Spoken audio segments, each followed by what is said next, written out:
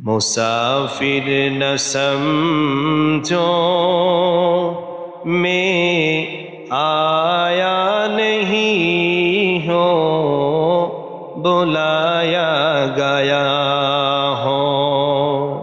मुझे को फ़वालो मुसाफिर न समझो, मुझे को फ़वालो मुसाफिर न समझो। मैं आया नहीं हो, बुलाया गया हो। कि मेहमां बना कर सताया गया हो, कि मेहमां बना कर सताया गया हो। मैं रोया नहीं हो, रुलाया गया हो। मुझे को फ़वालो मुसाफिर न समझो, मुझे को फ़वालो मुसाफिर न समझो। मैं आया नहीं हो, बुलाया गया हो। खुदा जाने कैसी है मेज़बानी,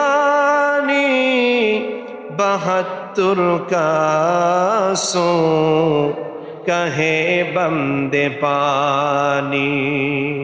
मुक़द्दर में है जे कौसर का पीना, मैं प्यासा नहीं हो, पिलाया गया हो।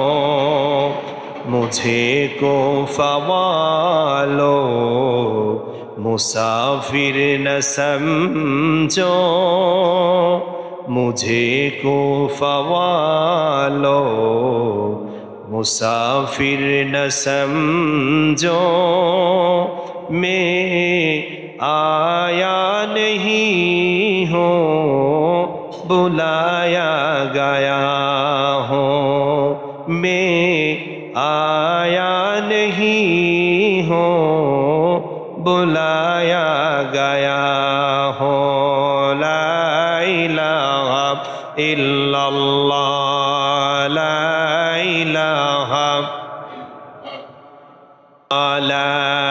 इलाहा इल्लल्लाह मुहम्मदुर रसूलुल्लाह सल्लल्लाहु अलैहि वसल्लम।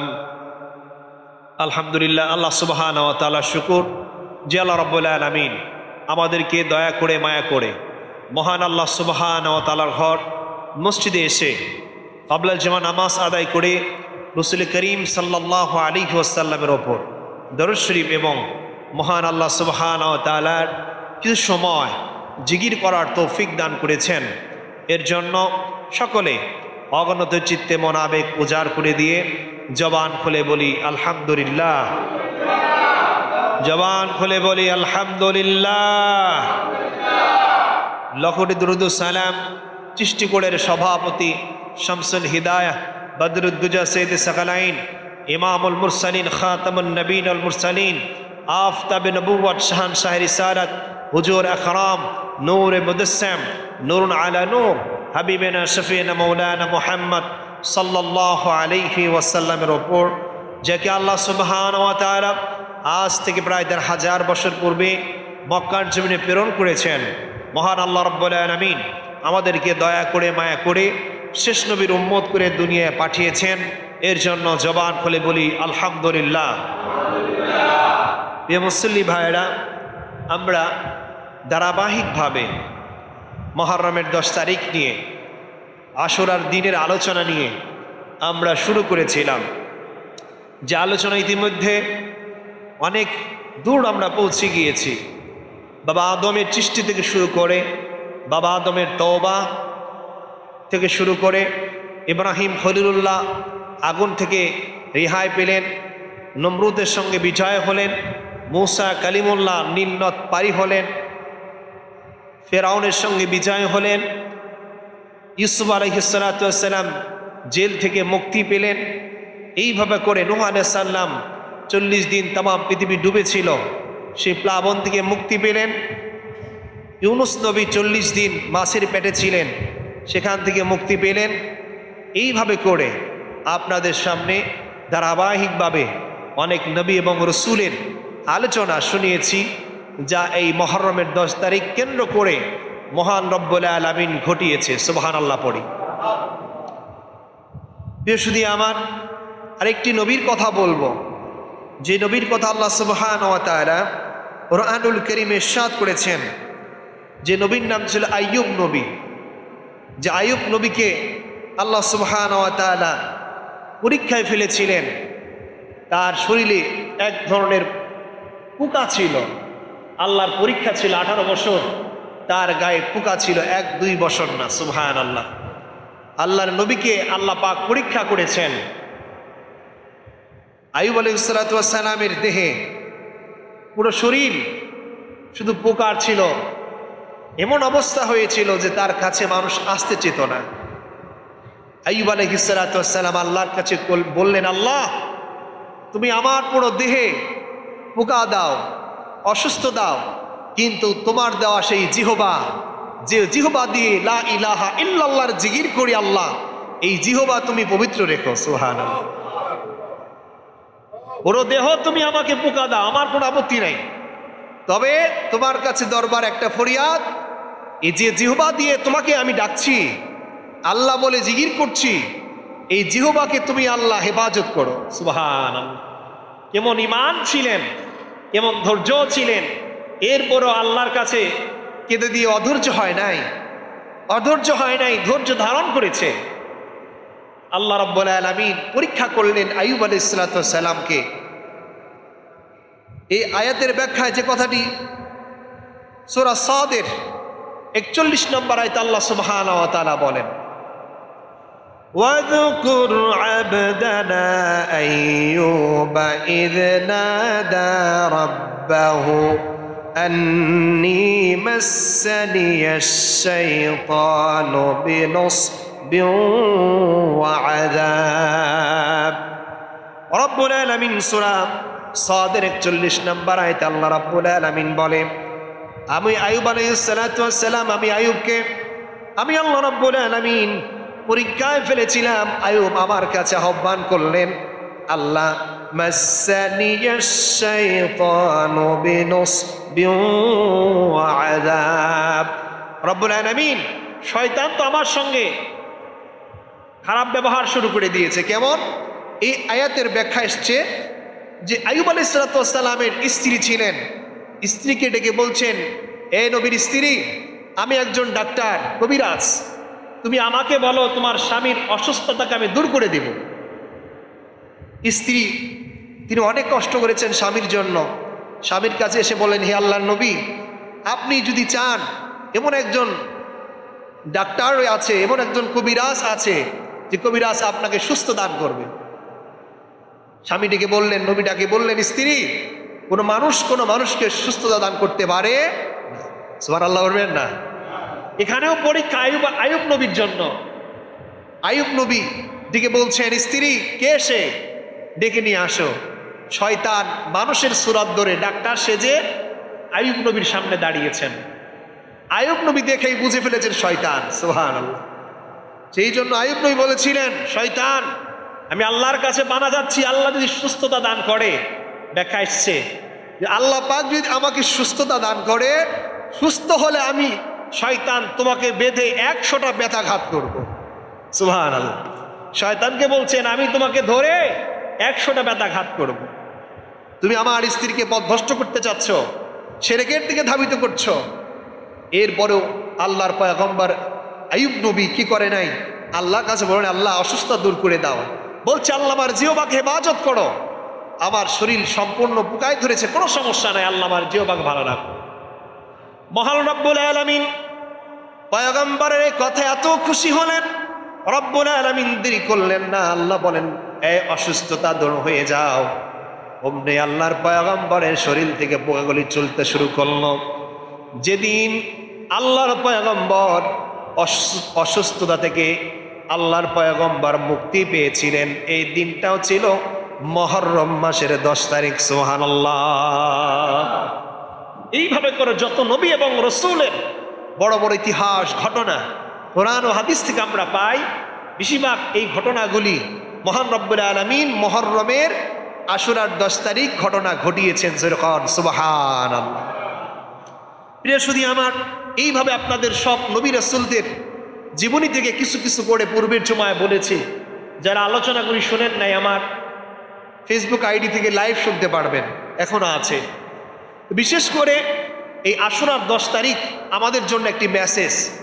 সেই মেসেজ হচ্ছে সত্য এবং মিথ্যা। একটা হলো ধৈর্য, আর একটা হলো ক্ষমতা।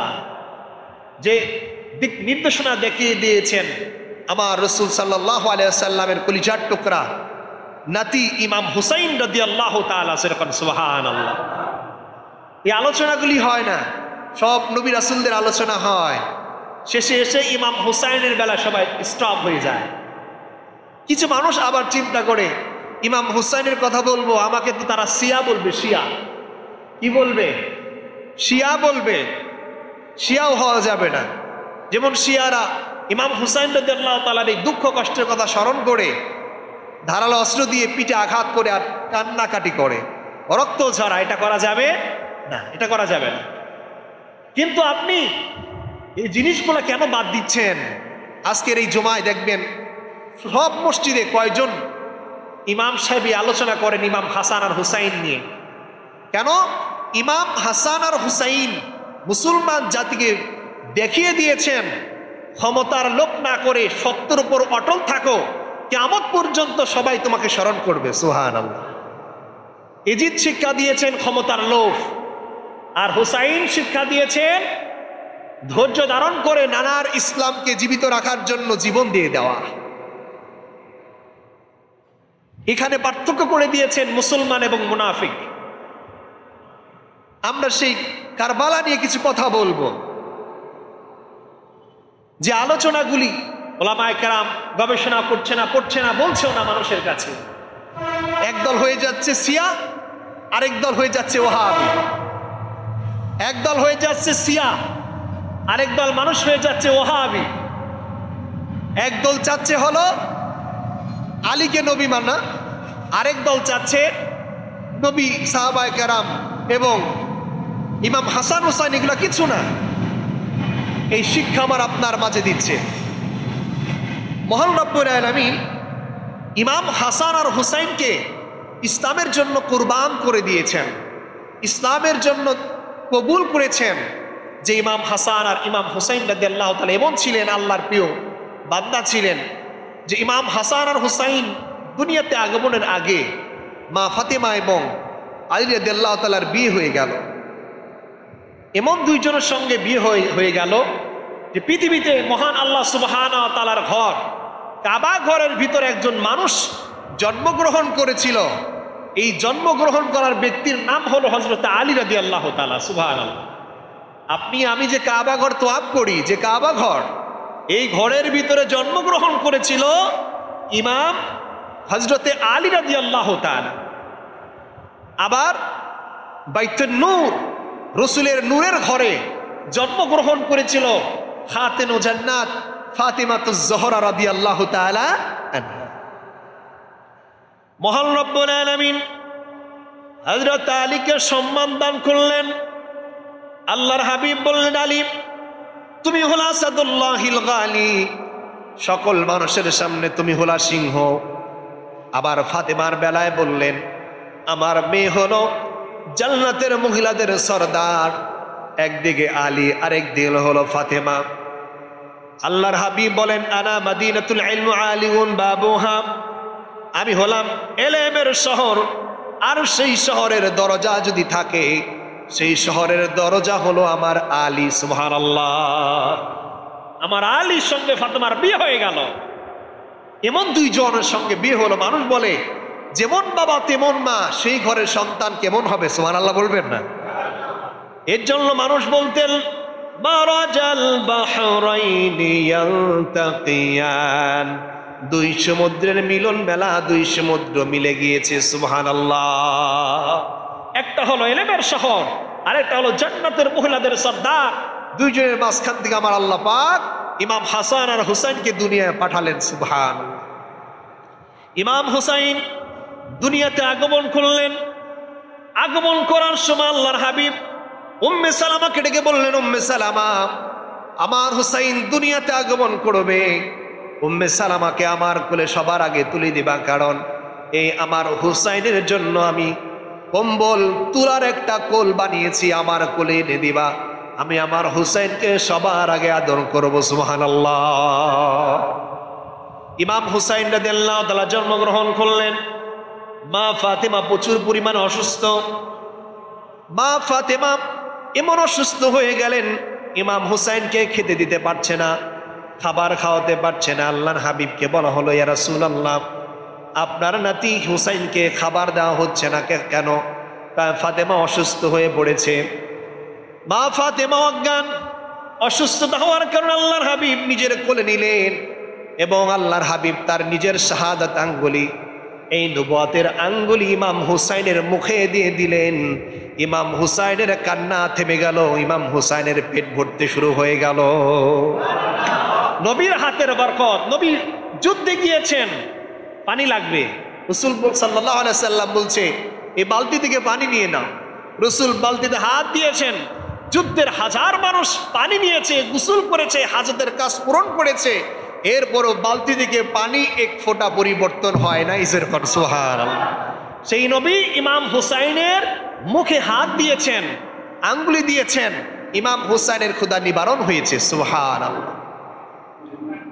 ইমাম হুসাইন রাদিয়াল্লাহু তাআলা তিনি দুনিয়াতে আগমন করেছেন। মা ফাতেমা অসুস্থ হয়ে পড়লেন, রাসূল তাকে আদর করেছেন, মহব্বত করেছেন, ভালোবেসেছেন। শুধু কেমন ভালোবেসেছেন, আল্লাহর হাবিব বলেছেন, ওয়া আনা মিন হুসাইন, হুসাইনু মিন্নি, হুসাইনু মিন্নি ওয়া আনা মিন হুসাইন। হুসাইন আমার, আমি হুসাইনের। যে আমাকে ভালোবাসবে সে হুসাইনকে ভালোবাসবে, যে হুসাইনকে ভালোবাসবে সে আমাকে ভালোবাসবে। সুবহানাল্লাহ। এই কথাগুলি বললে আপনি সিয়া বলে দিবেন? জোরে বলেন, এই কথাগুলি বললে আপনি সিয়া বলে দিবেন? হাদিস শরীফ এসেছে, আল হাসান আল হুসাইন সাইয়্যিদা শাবাবি আহলিল জান্নাহ। প্রতিদিন সারা দেশে খুতবায়, সারি খুতবায় হচ্ছে আল হাসান আল হুসাইন সাইয়্যিদা শাবাবি আহলিল জান্নাহ, জান্নাতের যুবকদের সর্দার ইমাম হাসান আর হুসাইন। সেই হাসান হুসাইনকে যারা হত্যা করেছে তারা কি হক পথে না হাসান হুসাইন হক পথে? যেটা কথা বলতে হবে। বিবেক আমাদের কোথায় গিয়েছে? আজকে আমি দেখতে পাচ্ছি, আমরা তো টিভি চ্যানেলে বয়ান করি, আলোচনা করি, কিছু টিভি চ্যানেলে ইমাম হুসাইনের পক্ষে কথা না বলে এজিদের পক্ষে কথা বলছে না। খুব ভালো মানুষ ছিল, নাউজুবিল্লাহ পড়বেন না। আপনার এত প্রেম, এত মহাব্বত, আপনার 14 গোষ্ঠীর ভিতরে তো এর নাম এজিদ রাখলেন না, আপনার ছেলের নাম কেন হাসান হুসাইন রাখলেন? আপনার এত ভালোবাসা, আপনি এজিদের নামটা কেন রাখলেন না? শিমারের নামটা কেন রাখলেন না? ইবনে জিয়াদের নামটা আপনি কেন রাখলেন না? আপনি এত ভালোবাসেন তাদেরকে, আপনি বাঁচাতে চান। মানুষ যখন অপরাধ করে, আমার আপনার বাঁচানোর উপায় আছে? প্রিয় সুধীমান, এত পরিমাণ দলিল, এত পরিমাণ আলোচনা আছে, এইরকম কয়েক ঘন্টা চলে যাবে, দলিল শেষ হবে না। অথচ আমরা পর্যন্ত জানি না, আমরা এড়িয়ে চলি, বলার দরকার নাই। আবার একটা বললে ভয় হয়, না জানি আমাকে সিয়া বানিয়ে ফেলে, একটা ভয় আছে না? আমাদের দেশে একটা অভ্যাস, কিছু হলে একটা দলে চাপিয়ে দেয়, ধাক্কা দিয়ে চাপিয়ে দেয়। একটু যদি এ দলের পক্ষে কথা বলা যায়, হঠাৎ করে আপনি তার দলে আমাকে পাঠিয়ে দিলেন। আবার একটু সৎ কথা যদি তার পক্ষে যায়, আপনি ধাক্কা দিয়ে আমাকে ওই দলে পাঠিয়ে দিলেন। এটা আমাদের স্বভাব, এটা আমাদের চরিত্র। কেমন যেন সত্য কথা কেউ গ্রহণ করতে চায় না। বলছিলাম, ইমাম হুসাইন রাদিয়াল্লাহু তাআলা দুনিয়াতে আগমন করলেন, বড় হয়ে গেল। ইমাম হুসাইন এমন আদরের নাতি ছিলেন, রসুল যখন সিজদায় পড়ে যেতেন, ইমাম হুসাইন পিছন দিক থেকে জড়িয়ে ধরতেন। হযরত আলী বলেন, আমি দেখতে পাচ্ছি ইমাম হুসাইন আমার রসুলের কাঁধের ওপর চেপে বসেছে। ইমাম হুসাইন সরেছে, এরপরে সিজদা থেকে মাথা উঠিয়েছেন। সুবহানাল্লাহ। হযরত ওমর বলছেন, আমি দেখতে পাচ্ছি মসজিদ নববীর নবীর কাঁধের ওপর ইমাম হুসাইন ঘুরছে। যে নবী কে আল্লাহ পাক সৃষ্টি না করলে তামাম পৃথিবী, আসমান, জান্নাত, জাহান্নাম কিছু বানাতেন না, সেই নবীকে আল্লাহ এত সম্মান দান করেছেন। নাতি নানা নাতির সম্পর্ক তো ভাই, নানা নাতির সম্পর্ক না। আপনি যত বড় মন্ত্রী হন, আপনার নাতি কি আপনার সামনে মন্ত্রী?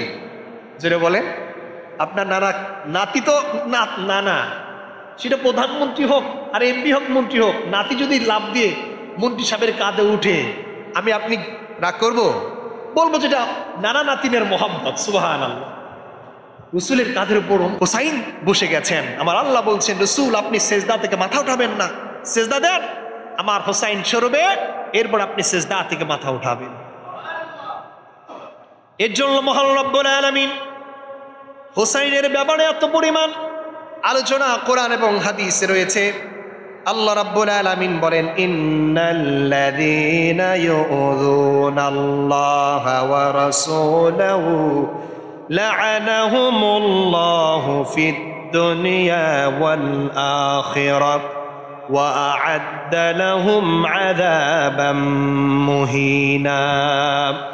রব্বুল আলামিন সূরা আহজাবের ভিতরে কোরআনে কারীমে ইরশাদ করেছেন, ইন্নাল্লাযীনা ইয়াযুনাল্লাহা ওয়া রাসূলাহু, যারা আল্লাহ তার রসুলের সঙ্গে শত্রুতা করে, আল্লাহ রাব্বুল আলামিন বলেছেন, লা'আনাহুমুল্লাহু ফিদ দুনিয়া ওয়াল আখিরাহ, আল্লাহ তার রসুলের সঙ্গে যারা দুশমনী করে তারা দুনিয়াতেও লানত, আখিরাতেও লানত। সুবহানাল্লাহ। আল্লাহ বলছেন, আ'আদ্দা লাহুম আযাবাম মুহিনা, তাদের জন্য রয়েছে প্রচন্ড কঠিন থেকে কঠিন শাস্তি। নাউযুবিল্লাহ পড়েন। আল্লাহ তার রসুলকে যারা দুশ্মনী করে, রসুল বলছেন যে আমাকে ভালোবাসে সে আমার হুসাইনকে ভালোবাসে, যে হুসাইনকে ভালোবাসে সে আমাকে ভালোবাসে। হাদিসে এসছে, বে আনা মিন হুসাইন হুসাইন মিন্নি, হুসাইন মিন্নি ওয়া আনা মিন হুসাইন, যে আমাকে ভালোবাসে সে যেন আমার হুসাইনকে ভালোবাসে, যে হুসাইনের সঙ্গে শত্রুতা করে সে আমার সঙ্গে শত্রুতা করে। কথাটা কোথায় গিয়ে ঠেকেছে আপনি দেখেছেন? হুসাইনের সঙ্গে শত্রুতা করলে নবীর সঙ্গে শত্রুতা করা হয়। আর আল্লাহ পাক কোরআনে কারীমে বলেছেন, ইন্নাল্লাযীনা ইউযুনাল্লাহা ওয়া রাসূলাহু লা'আনাহুমুল্লাহু ফিদ দুনিয়া ওয়াল আখিরাহ, যে আল্লাহ তার রাসূলের সঙ্গে দুশমনী করে, আল্লাহ পাক বলছেন, লা'আনাহুমুল্লাহু ফিদ দুনিয়া ওয়াল আখিরাহ, দুনিয়াতেও তাদের জন্য আযাব, লানত, কিয়ামতের মরা ইন্তেকালের পরেও তাদের অবস্থা একই। দুনিয়াতে এজিদের নাম কেউ রাখছেন আপনারা? এমন একটা লানতের নাম রাখছেন আপনারা? রাখছেন?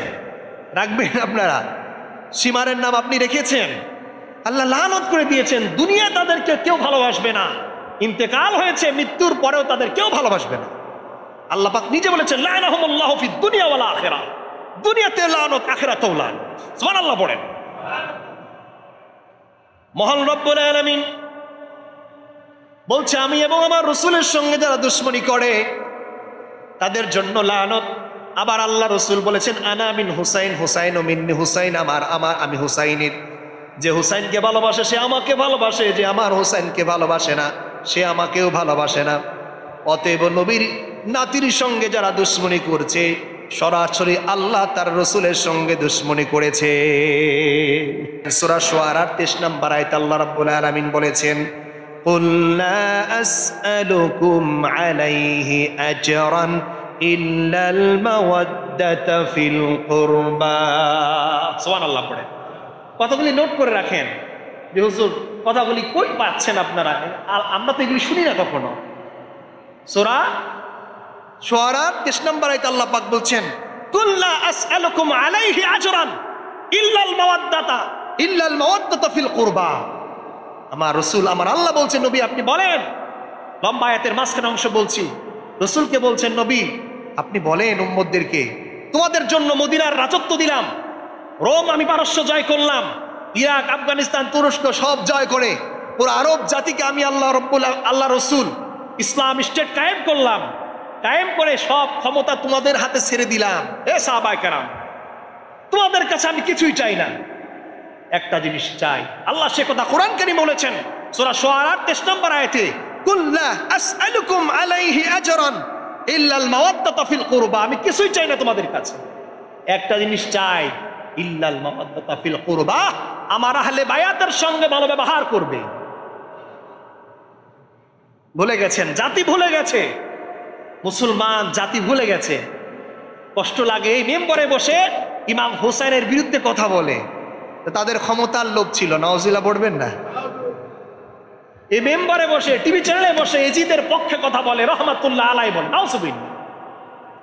আমার আল্লাহ বলছেন কুল্লা আসআলুকুম আলাইহি আজরান ইল্লাল মাওয়াদ্দাতা ফিল কুরবা, নবী আপনি বলেন উম্মতদেরকে এত রাজত্ব দিয়ে দিলাম, তোমাদের কাছে কিছু আশা করি না দুনিয়াতে, একটা আশা করি, আমার হাসান, আমার হোসাইন, আমার আলী ফাতেমাকে তোমরা ভালোবাসো, তাদের সঙ্গে দুশ্মনী করো না। দুশ্মনী করেছে কিনা জোরে বলেন, কথা বল, করেছে কিনা? প্রত্যেকটি আয়াতের তর্জমা সহকারে বলছি, বাড়িতে মিলিয়ে দেখবেন, না হয় লাইভ চলছে, লাইভে পরে গিয়ে লাইভ দেখবেন আর কিতাব মিলাবেন, কথা কি ঠিক আছে কিনা। ওই যে মানুষ এগুলি পড়ে না, এক নাম্বার, দ্বিতীয়ত পড়লেও বলে না, যদি আমাকে সিয়া বলে ফেলে। আমি তো আগেই বলেছি সিয়ারা পথভ্রষ্ট, আমরা কোনো সিয়া না। তবে কোরআন হাদিসের ইমাম হাসান হোসাইনের পক্ষে কথা বলবেন না আপনি, যে ইমাম হাসান হোসাইনকে আমার আল্লাহ রাসূল বলেছেন শাবাবি আহলিল জান্নাহ, এরা হলো জান্নাতের যুবকদের সর্দার, সুবহানাল্লাহ পড়েন, আপনি তার পক্ষে কথা বলবেন না। কথা না বলে আপনি মেম্বারে বসে ইয়াজিদ রহমাতুল্লাহ আলাইহি বলছেন, আপনি তার পক্ষে কথা না বলে আপনি ইয়াজিদের পক্ষে দালালি করছেন। আপনার দালালির টাকা কে দিয়েছে? আস্তাগফিরুল্লাহ, এই জাতি কোন দিকে যাচ্ছে শুধু আমার, কারণ সবাই তো খেলাফতে বিশ্বাস করে না। যারা আহলে সুন্নাহ ওয়াল জামাত, যারা হক পথে আছে, ইমাম হোসেনের রাজনীতি বিশ্বাস করে, রাজনীতি, ইমাম হোসেনের রাজনীতি যারা বিশ্বাস করে, তারা গণতন্ত্রকে বিশ্বাস করে না, তারা রাজতন্ত্রকে বিশ্বাস করে না, তারা খেলাফতকে বিশ্বাস করে। সুবহানাল্লাহ। ইমাম হোসাইন মাথা নত করে নাই, মিথ্যার সামনে মাথা নত করে নাই। মিথ্যার সামনে মাথা নত করলে ইমাম হোসাইনকে শাহাদাত বরণ করতে হতো না, কিন্তু ইমাম হোসাইন বলছে না, আমি নানার ইসলাম ধরে রাখবো, মিথ্যার সামনে মাথা নত করবো না, আমার জীবন চলে যাক, তামাম পৃথিবীর মানুষ দেখবে ইমাম হোসাইন হক পথে ছিল। সুবহান। প্রিয় বন্ধুরা আমার, যে ইমাম হোসাইন শাহাদাত বরণ করবে, ইমাম হোসাইন যে শাহাদাত বরণ করবে, এর জন্মের আগে থেকেই মানুষ জানতো ইমাম হোসাইন যে শাহাদাত বরণ করবে, এ কথা জানতেন হযরতে আবু বকর, সকল সাহাবায়ে কেরাম জানতেন, বিশেষ করে হযরতে আবু হুরায়রা, নাম শুনেছেন, সবচেয়ে বেশি হাদিস বর্ণনা করেছে হযরতে আবু হুরায়রা। আবু হুরায়রা রাদিয়াল্লাহু তাআলার হাদিস দালাইলুন নুবুওয়া ইমাম বাইহাকী রাহমাতুল্লাহ আলাইহি নকল করেন। আবু হুরায়রা রাদিয়াল্লাহু তাআলা হাদিসটি বর্ণনা করেছেন, কানা আবু হুরায়রা ইয়ামশি ফি সুকিল মদিনা, হযরত আবু হুরায়রা মদিনার বাজার দিয়ে ইয়ামশি দৌড়াতেন আর ঘুরতেন, ফি সুকিল মদিনা, মদিনার বাজার দিয়ে ঘুরতেন। ইমাম হোসাইনের জন্য হযরতে আবু হুরায়রা দোয়া করতেন, আল্লাহর কাছে নিজের জন্য দোয়া করতেন, আল্লাহুম্মা লা তুদরিকুনি সানাতু সিনিনা, আল্লাহ আমাকে তুমি 60 বছর পর্যন্ত হায়াত দিয়ে এরপরে হায়াত দিও না।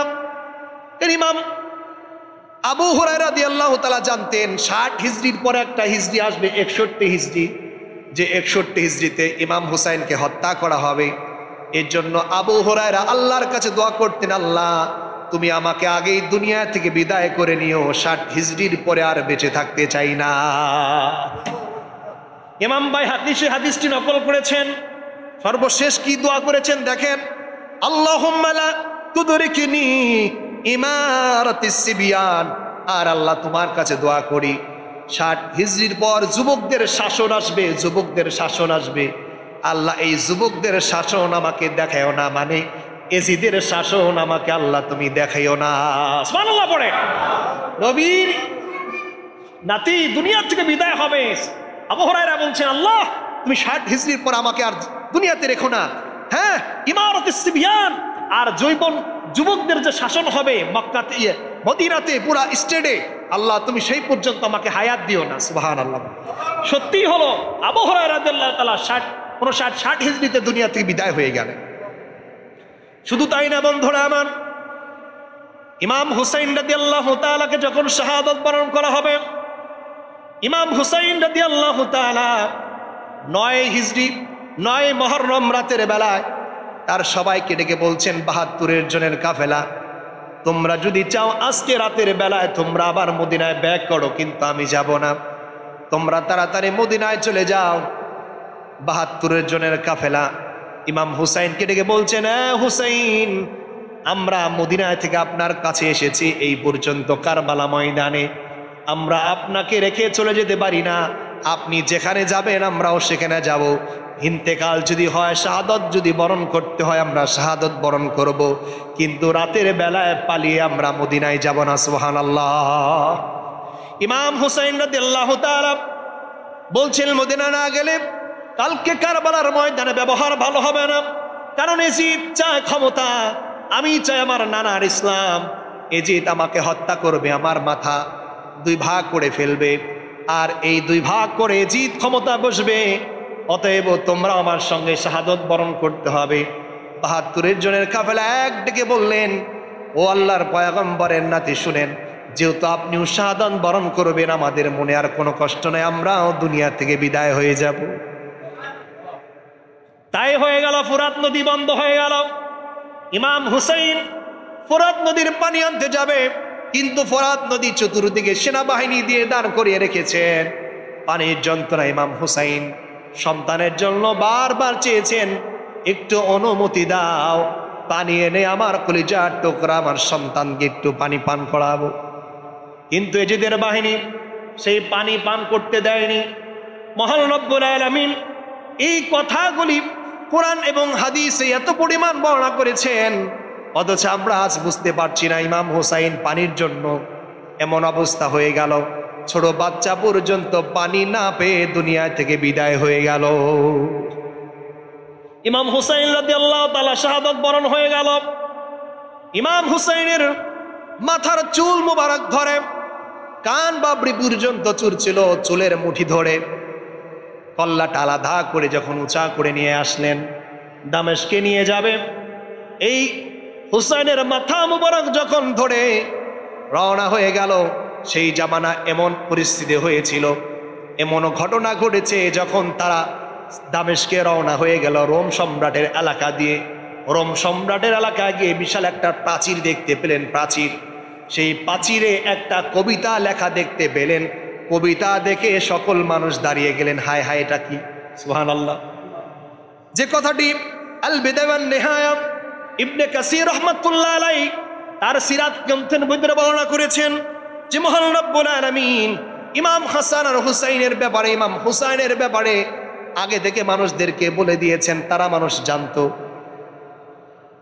মাথা মোবারক নিয়ে যখন রোম পারস্যের দিয়ে রোম দিয়ে যাচ্ছে, বিশাল একটি দেওয়ালের ভিতরে একটা কবিতা লেখা ছিল, যে কবিতাটি ইবনে কাসির রহমাতুল্লাহ আলাইহি তার সিরাত গ্রন্থ আল বিদায়া ওয়ান নিহার ভিতরে উল্লেখ করেছেন। কবিতাটা হলো, আতারজু উম্মাতুন কাতালাল হুসাইনা শাফাআতু জাদ্দি ইয়াউমাল হিসাবি। সুবহানাল্লাহ। কবিতাটি কবি লিখছেন দেওয়ালে বিশাল খোদাই করে, এমন ভাবে লিখেছেন বোঝা যাচ্ছে এটা 2-1 বছরের লেখা না। অবাক হয়ে তাকিয়ে আছে, এই কবিতাটি কত বছর আগে আবার খোদাই করে লেখা, যে কথাটি সিরাতের ভিতরে এসেছে। ইবনে কাসির রহমাতুল্লাহ তার সিরাতের ভিতরে উল্লেখ করেছেন, আতারজু উম্মাতুন কাতালাল হুসাইনা শাফাআতা জাদ্দি ইয়াউমাল হিসাবি। সুবহানাল্লাহ। এর অর্থ হলো, হুসাইনের হত্যাকারী এই মানুষগুলি কিভাবে তার হুসাইনের নানার কাছ থেকে সুপারিশের আশা করে। সুবহানাল্লাহ। হুসাইনের হত্যাকারী কিভাবে তার নানা আখির নবী মুহাম্মদুর রাসূলুল্লাহ সাল্লাল্লাহু আলাইহি সাল্লামের কাছ থেকে সুপারিশের আশা করে। যে একজন এই কথা পড়ে তারা বললেন, এই কথাটি কে লিখেছে?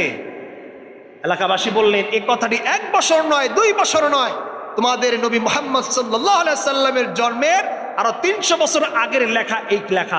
সুবহানাল্লাহ। যে কথাটি আল বিদায়া ওয়ান নিহার ভিতরে ইমাম শাফি রহমাতুল্লাহর মাযহাবের বিশাল নম্বর একজন আলেম, যারা উলামায়ে কেরাম তারা চিনেন, ইবনে কাসির রহমাতুল্লাহ আলাইহি এই সিরাতের কথাটি বর্ণনা করেছেন। সুবহানাল্লাহ বলবেন না? প্রিয় শুধু আমার এইভাবে যদি আপনাকে আলোচনা করে শোনানো যায়, ঘন্টার পর ঘন্টা চলে যাবে, যে ইমাম হুসাইন রাদিয়াল্লাহু তাআলা